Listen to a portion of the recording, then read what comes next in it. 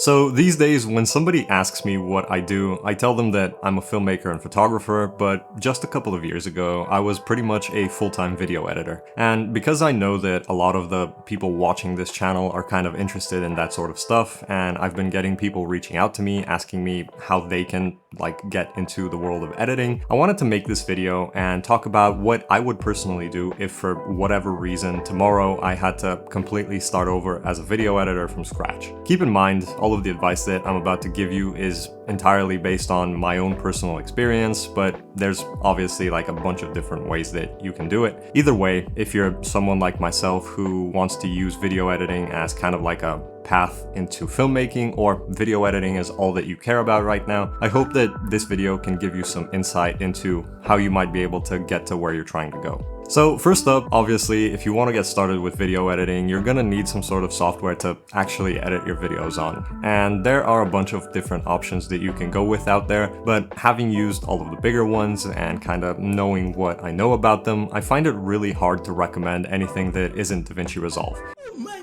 god!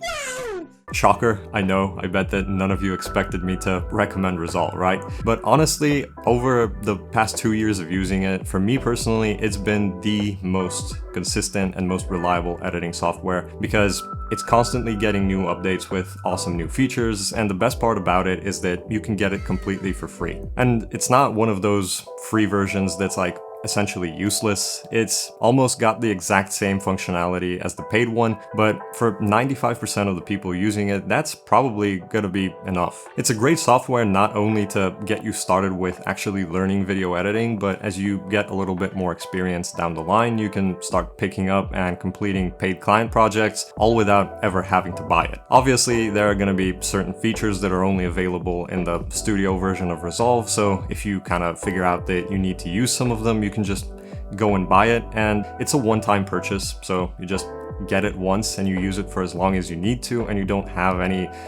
annoying subscriptions hanging over your head. So whatever software you decide to go with, the next thing you have to do is get really comfortable with how it works, and in most cases I would say that the best way to do that is by watching YouTube tutorials or other online resources. Now, assuming that you went with my recommendation of picking up Resolve, I've got a few channels that I could recommend you check out for that. And some of you are probably thinking, oh, this is the part where he's gonna recommend that we watch his channel, right? But no, not really. This isn't really an editing channel. Yeah, occasionally I might make some videos around the topic of video editing, but for the most part, I'm trying to focus more on filmmaking. To be honest, there are people out there whose channels are gonna be much better at teaching you about editing. For example, Mr. Alex Tech, Patrick Sterling, Darren Mostyn, Sebastian Friedrich, Casey Farris, and Jamie Fenn, just to name a few. These are all great channels, and across all of them, you can pretty much learn everything that you need to get started with Resolve. All of these are people whose videos I watched when I first swapped over from Premiere Pro, and even though I kinda already knew all of the concepts behind what I was trying to learn, having somebody who actually understands how the software works in terms of all of the button combinations and menus and settings was really helpful. Before we move on, I want to thank the sponsor of this video, which is Motion VFX. For those of you that don't know, Motion VFX is a platform that offers a bunch of super useful and very high quality video editing plugins and asset packs for creators. Some of you have probably heard me talking about them before, and there's a good reason for that. I've been using a bunch of their products for a bunch of my videos over the past couple of months, and I can promise you they have saved me from so many headaches. I'm someone who hates having to spend hours creating effects and motion graphics from scratch. Even though I know how to, that's just not the part of the editing that's fun for me. One of my favorite things about the plugins from Motion VFX is that they take care of the hard part of that process. They're all super easy to use, but they're all made in a way where you still have a ton of control over how you want to customize each asset. Now, instead of spending an hour trying to make something like that on my own, I can just spend a few minutes tweaking a couple of settings and getting everything looking exactly the way I want it.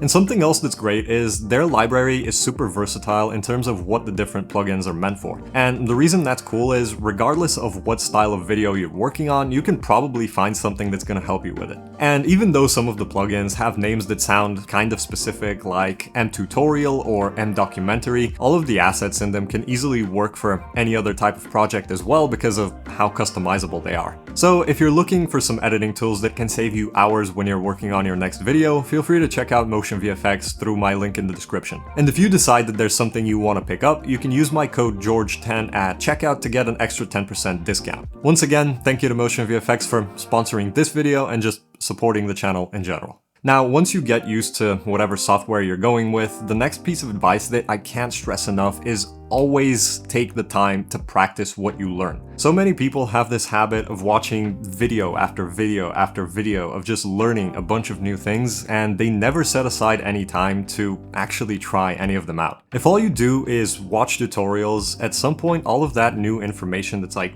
entering your brain is just gonna start overriding a bunch of the stuff that you thought you already learned. Honestly, my advice is for every hour of tutorials you watch, take at least an hour, if not more, actually putting it into practice. In reality, repetition and practice is what's gonna make any sort of information that you're taking in stick around long term. That's kind of the point of why schools give people homework. It's not really about the homework itself, but it's about all of the repetition that helps to kind of solidify what you've been learning. Now, there are a bunch of different ways to practice, but in general, I would say that the first thing you want to try and do is kind of put together short, maybe like 30-second to 60-second videos that actually make sense. Basically, what I mean by that is you want to try to learn how to tell a story through video editing, because it can be the difference between being an actually good video editor and being somebody who's just like throwing together random clips and effects. Something I used to do when I was just getting started with editing was I would watch creators whose videos I liked and I would try to replicate them. Obviously, I didn't want to like blatantly rip them off, but I would try to figure out what it was about their work that I liked, and I would try to recreate it in my own way. One way you can do that is by first going out and recording your own footage, and that way when you sit in front of the computer later and start editing, you have a perfect idea of what sort of material you actually have to work with. I do realize not everybody's gonna want to or be able to do that, so if that's not something that sounds appealing to you, something else you can try is seeing if you know anybody that's into videography and that's willing to give you access to their footage to practice on. It could be a friend or a family member, but if you don't have anybody that's close to you that's like that, you can try joining filmmaking forums or Facebook groups and seeing if you can make some friends there and explaining to them that you're new to video editing and you're just looking to get your hands on some footage to practice on. To kind of add to that, sometimes there are creators that host editing competitions and they're going to release a bunch of their own footage for free as part of that, and in my opinion, that's one of the best and most underrated ways for new editors to practice. Something else you can try is using stock footage from different websites, but honestly, sometimes that might be a little bit hard because you just might find yourself sifting through like a bunch of different clips that don't always necessarily match each other. And finally, one of my all-time favorite methods for practicing is trying to rework stuff that already exists. This is something that I used to do a lot years ago when I was just like completely new to video editing. I would take commercials and movie trailers through completely legal means, and definitely not by ripping them off of YouTube, and I would just try to put together different versions with all of the footage that was already available in the original. I would also use like royalty-free music and sound effects here and there, and 99% of what I made was absolute garbage, but still, doing that along with making gaming montages and walkthrough videos taught me a lot of what I needed to know up until the point where I could actually start picking up some sort of paid client projects, and from there on I got the opportunity to start learning in a bit more of like a real world environment. Now, if video editing is just something that you want to do for fun, pretty much all of the advice that I gave you should be good enough, but I'm pretty sure that most people want to eventually start making some money from it. So if you're one of those people, it might be a good idea to start contacting some potential clients, because you can use all of the advice that I gave you for practicing, but the truth is nothing will help you to get better like working on real client projects. And not only is it a great way to learn, but it's the best way to kind of build some connections and grow your career down the line. So if you want to know how to reach out and have a better chance of landing more work as a creator, you can check out this video that I made exactly about that topic. I hope you enjoyed this one and found it useful, but if you have any questions, feel free to drop them in the comments. As always, thank you for watching until the end, and I'll see you in the next one.